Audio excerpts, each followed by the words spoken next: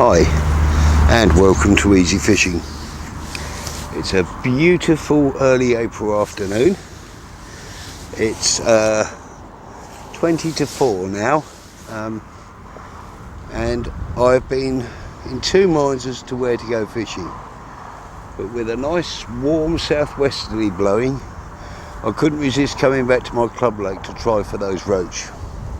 So I'm using virtually identical tactics and tackle to what I was last time. So let's just get on with it.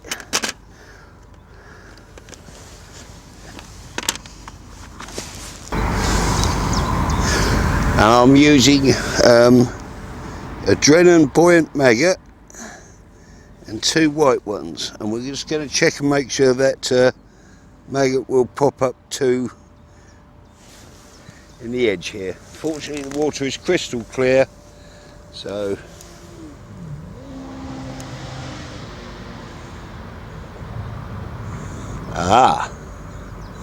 and it won't. Now let's try just one maggot.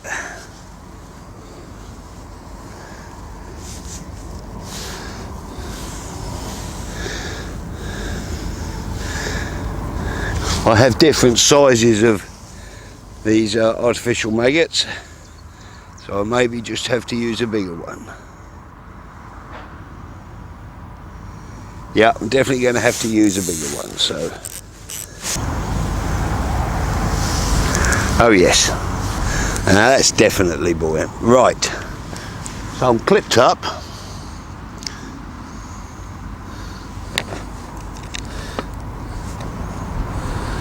Let's get some bait down there.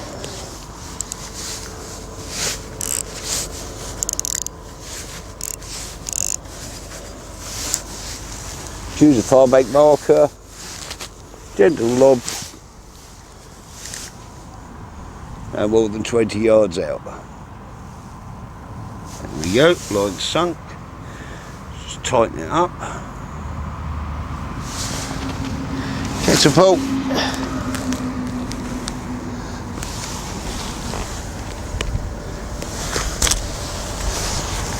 Bit tricky in this wind, but I'm sure I'll manage it.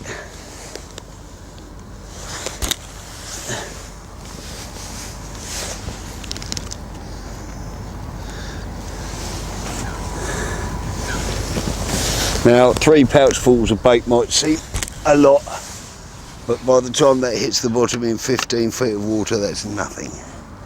Right. Make sure the quiver tip's slightly under tension.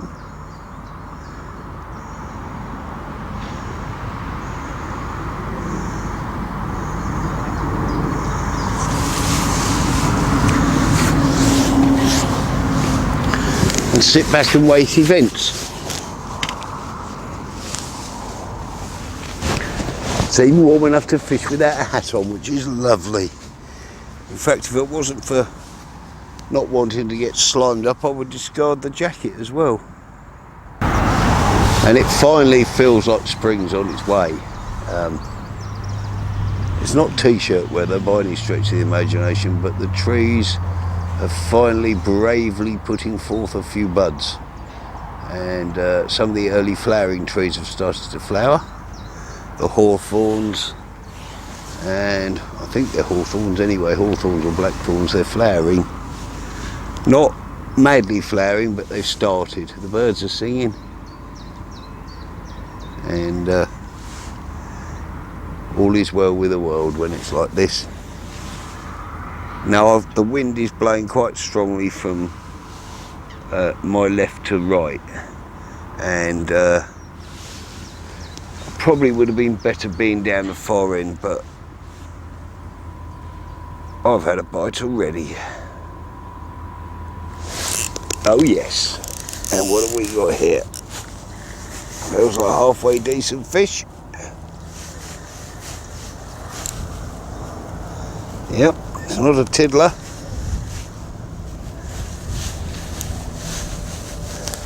The only trouble with this lake is there is a lot of hiking here, and they do have a habit of swimming along the margins. Should have brought a keep net with me really, but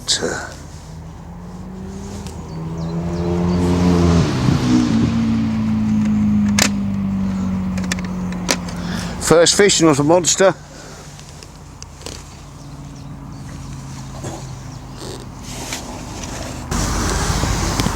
There we go.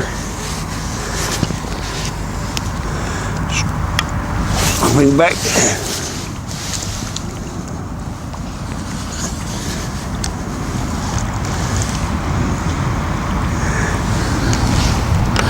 I wouldn't hang around, mate, with the amount of pike in here. I would get out of here, because quite often the common scenario on this water is to see the pike patrolling right under your feet in the margins. Squeeze the feeder tight. I know it's a cage feeder, and some will descend, come out on the descent, but I think the majority of it does get to the bottom. Anyway, get this one out.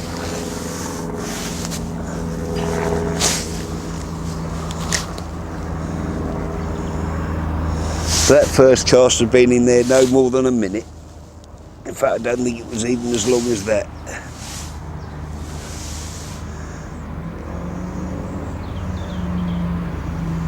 Now this helicopter rig basically is normally used by specie anglers for big fish, but I've adapted it and found that with a slight scaling down, it's very, very good for roach.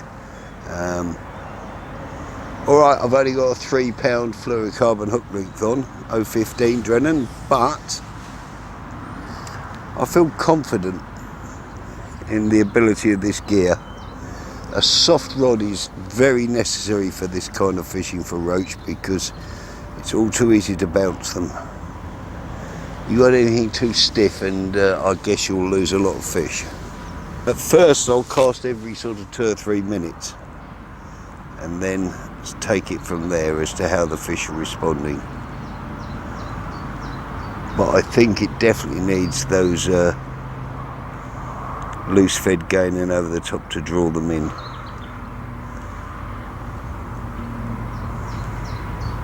Alright. This is all about putting a bed of feed down and getting the fish interested.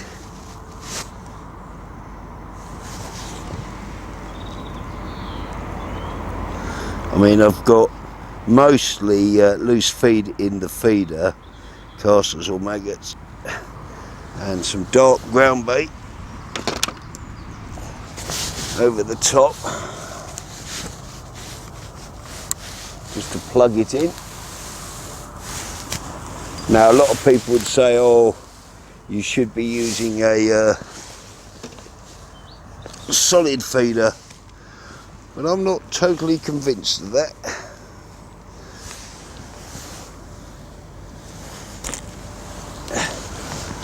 Good pouch full of casters over the top.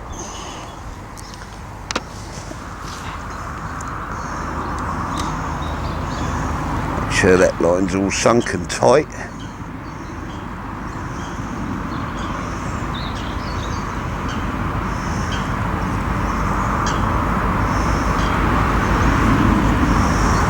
You need to use a heavy feeder, enough so that you can tighten the quiver tip to it without it moving. It doesn't need to be massively heavy. I think at the moment today I've got either a 20 or a 25 gram, I'm not sure which without looking, Drennan grip mesh on. And I like those Drennan grip mesh feeders, they're good for this kind of fishing. And I will wet my ground bait off a little bit more. So it's just a tad on the dry side.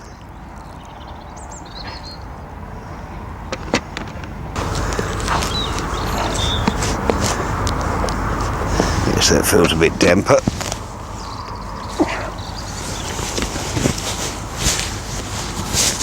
If it's too dry, it will come out too quickly, and I don't want it to do that. I want it to get down to within about 2 or 3 feet at the bottom before it releases.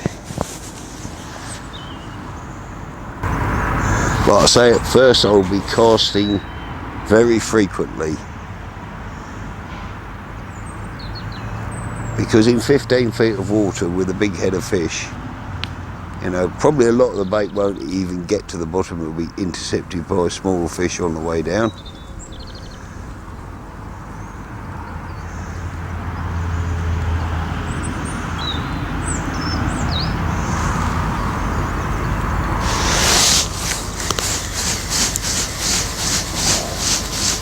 The mistake too many people make with their feeder fishing is they are lazy. They don't work at it. Feeder fishing is extremely effective as long as you work at it. The best feeder anglers are always working. Very rarely do you see them sitting on their hands for any length of time. Just a little lob.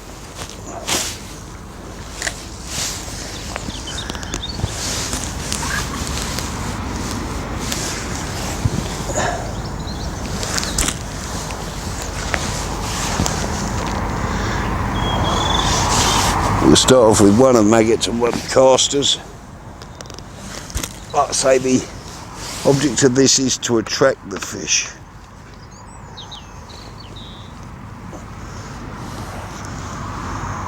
Let's tighten up.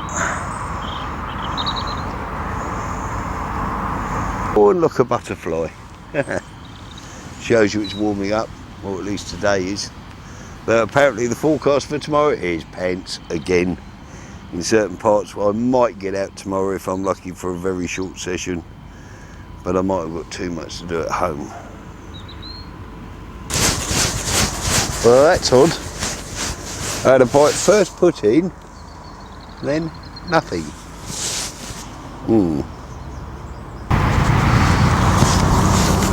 Now I've taken the clip off now because I've got a bad feeling there might be a bigger fish out there.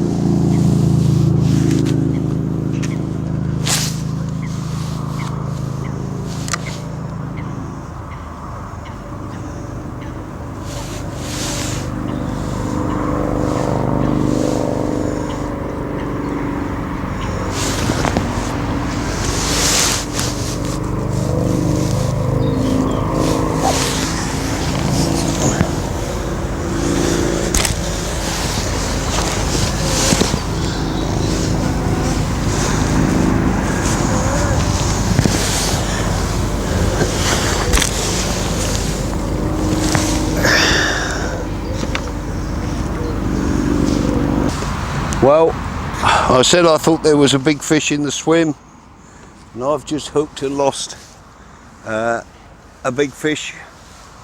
Felt like a tench, but you can't win them all. So I did wonder why it suddenly went so quiet, and that was the answer. There was bigger fish in the swim, and that's often a thing that will happen if you are catching smaller fish regularly and then suddenly it goes quiet. Chances are it's a big fish. But never mind. Who am I kidding? Of course I mind. Everybody hates losing fish, nobody more than me, I don't think. But now I've got to concentrate on getting that shoal back.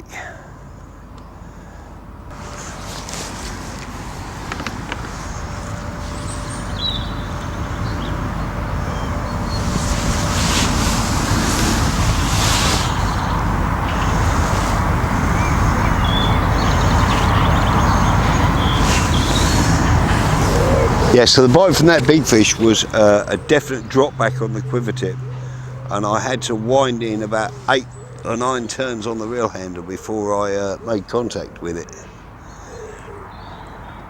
And I'm absolutely gutted to have lost it, but there you go.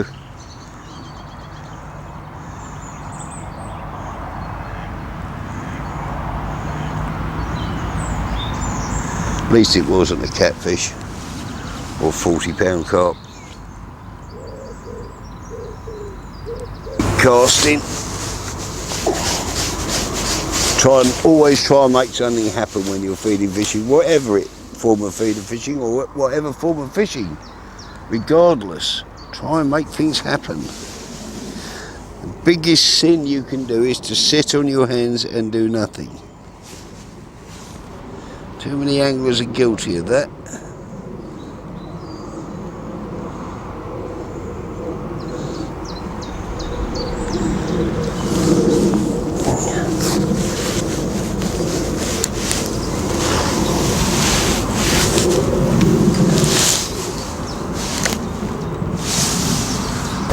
Yeah, so the bite from that big fish was a definite drop back on the quiver tip, and I had to wind in about 8 or 9 turns on the reel handle before I made contact with it.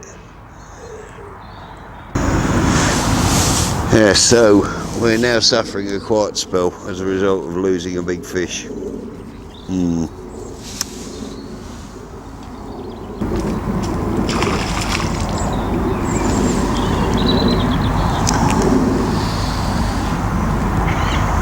And there's fish crashing in the Norfolk Reeds to my left, a little bay. Don't quite know what it is. Some definite splashing and activity going on there from time to time though. Too early for spawning, but I don't know.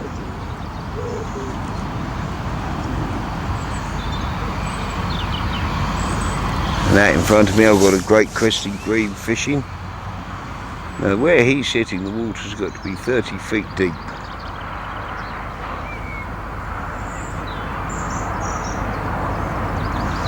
But the grebes managed to breed on here, so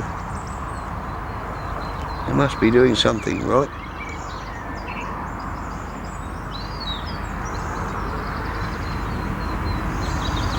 Yes, I think my next visit here will be an all-out tench attack.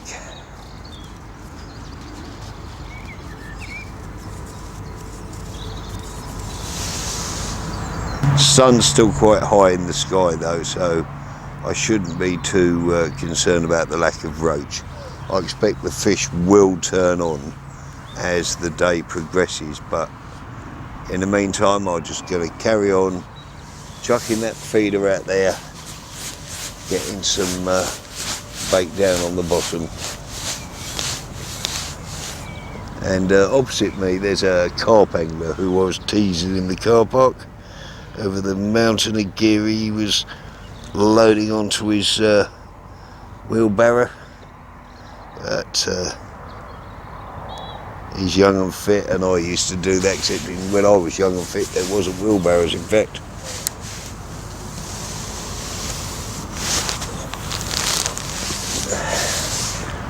What we used to do eventually was we got a garden wheelbarrow, and we used that quite successfully.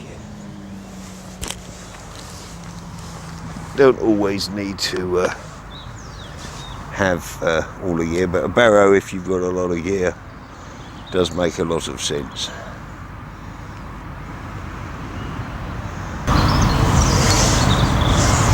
Yeah, you can tell it's spring now, the birds are all singing. I presume the microphone's picking some of that up.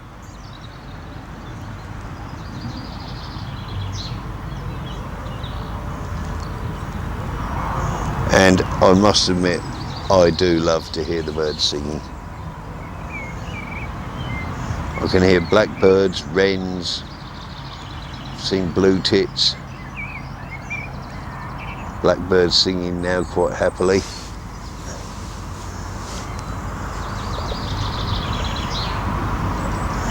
For me, it's all part of fishing.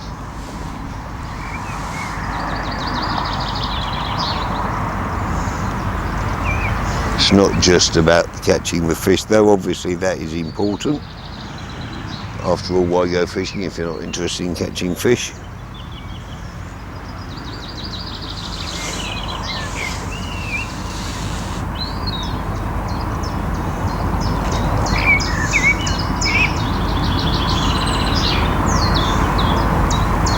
Yeah, I can hear blackbirds, chiff-chaffs, wrens. And in the summer down here, sometimes I'm not sure if they're reed warblers or sedge warblers, but blimey, if you're night fishing, they could drive you mad. They sing so loudly all night, especially if you've got a pair of males.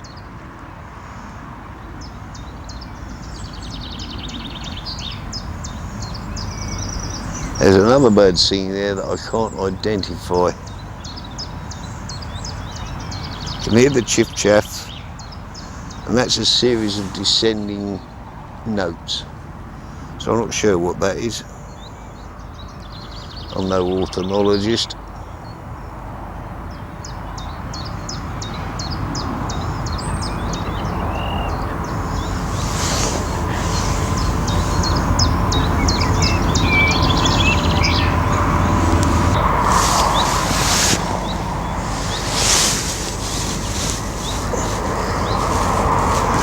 Bait-wise today I've got a pint of casters, bit less than a pint of maggots,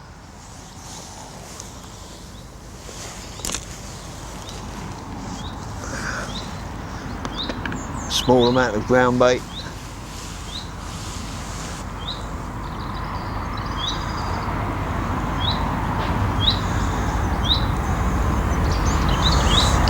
the ground bait is Sensor's 3000 Canal Black.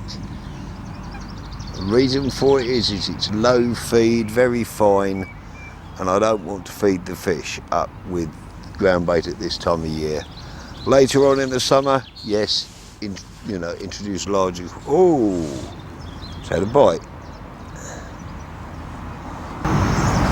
Gonna miss a bite because I'm too busy looking at the birds.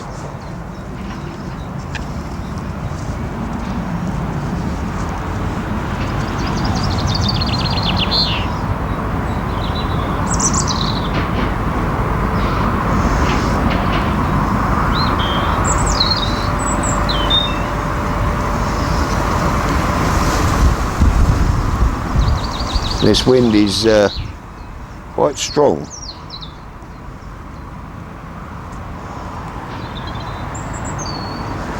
It's veering around a few degrees from time to time, but it's generally slightly, I would say it's a good southwesterly, occasionally southerly. So that accounts for the warmer weather. Southerly breezes do tend to be warmer, southwesterlies tend to be a bit wetter.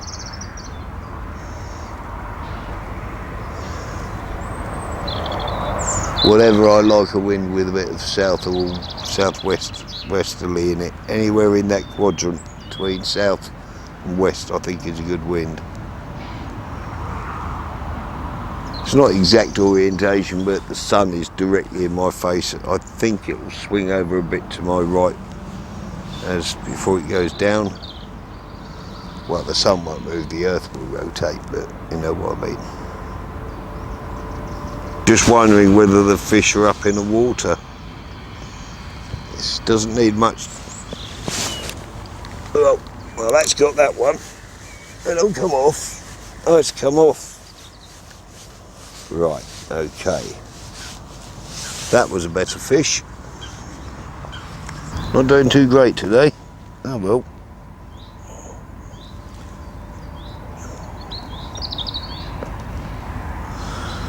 But there was no little twitches, that quiver tip just slammed around, so I'm not sure.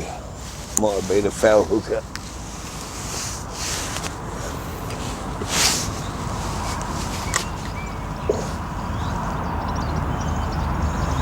I'll just bury the quiver tip under the water, watch it till it straightens out, and put it on the rod rests and tighten up to the quiver tip. Till I can get a slight bend in the quiver tip that'll hold.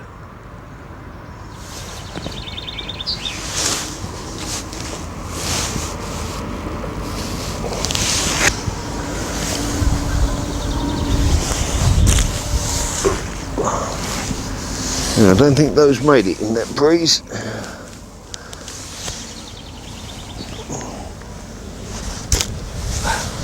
That lot did.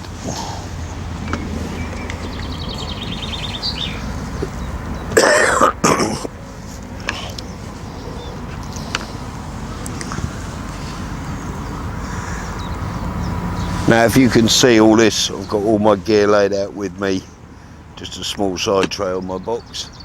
Hello, Mr. Robin. And the robins come down to investigate, as they always do.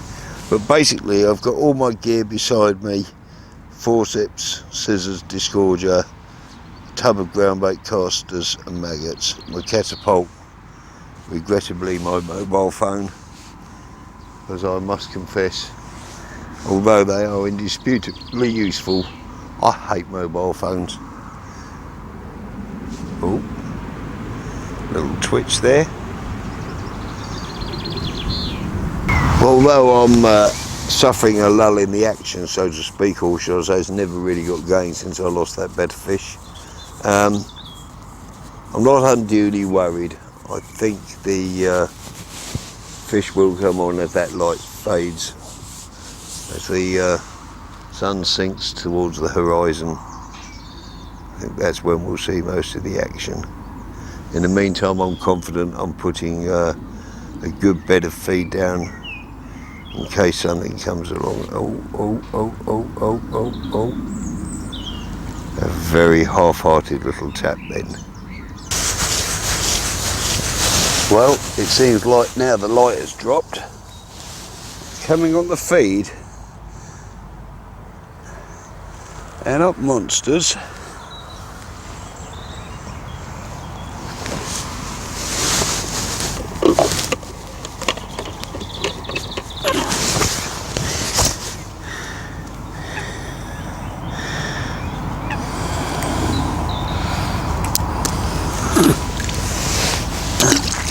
But they're still nice fish all the same, and it's as I thought. As that sun starts dropping, they're now going to start feeding.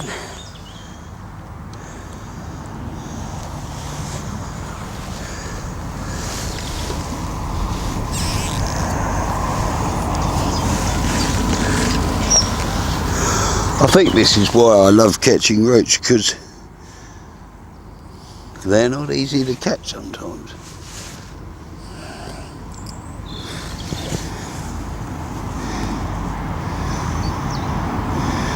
Well, I had one first cast, then I hooked and lost a very big fish, and then the swim went dead.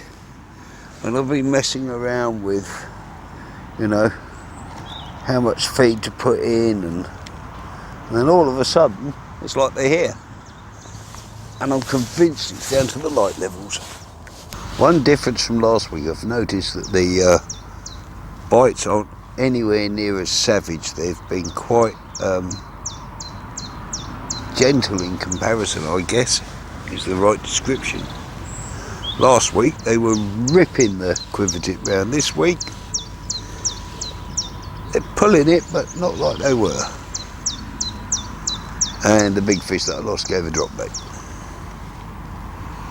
Anyway, let's carry on.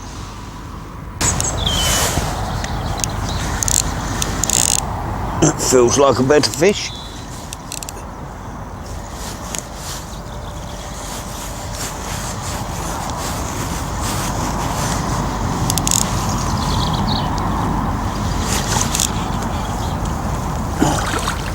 Oh yes.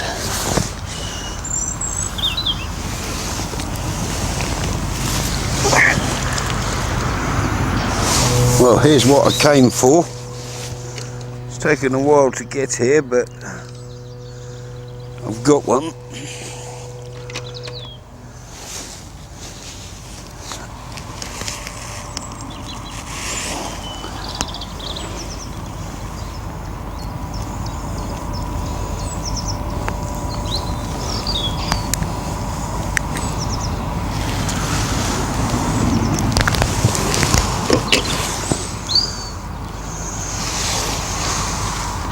There.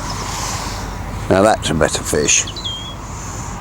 That's a good, I'd say that's about 12 ounces.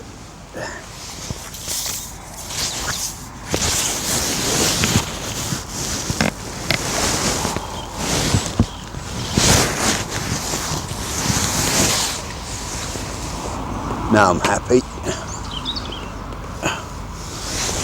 Feel like I earned that fish.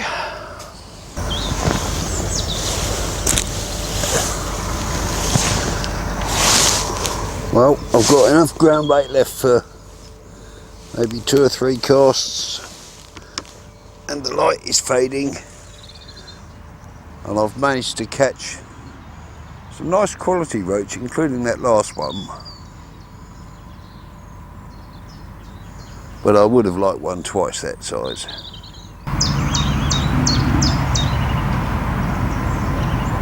Oh, and I can hear a song thrush as well. There's the robin waiting for his maggots. There you go, mate.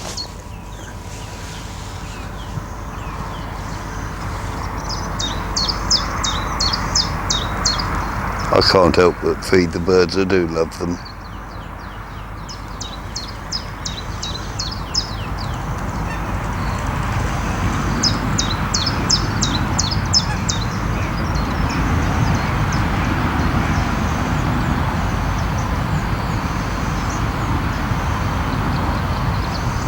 And who am I to begrudge them a handful of maggots?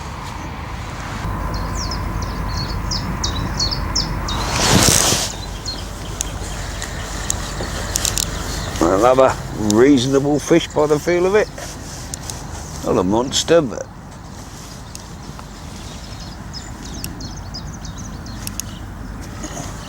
fair sized fish all the same.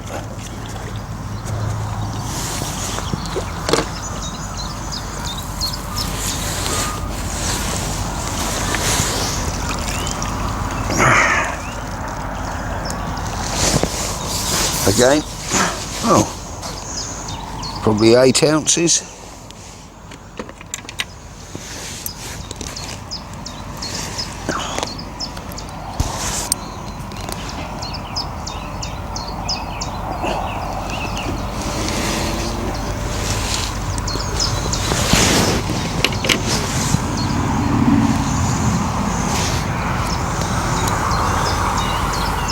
There. A lovely fish.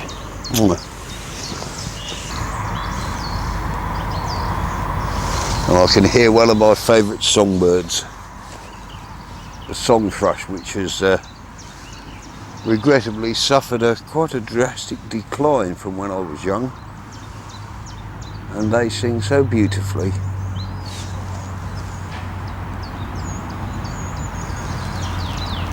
Much more wilder song than a blackbird, which has more melodious tones. Song thrush is just, and I can see him silhouetted against the top of a tree on the far bank, and he's singing his heart out.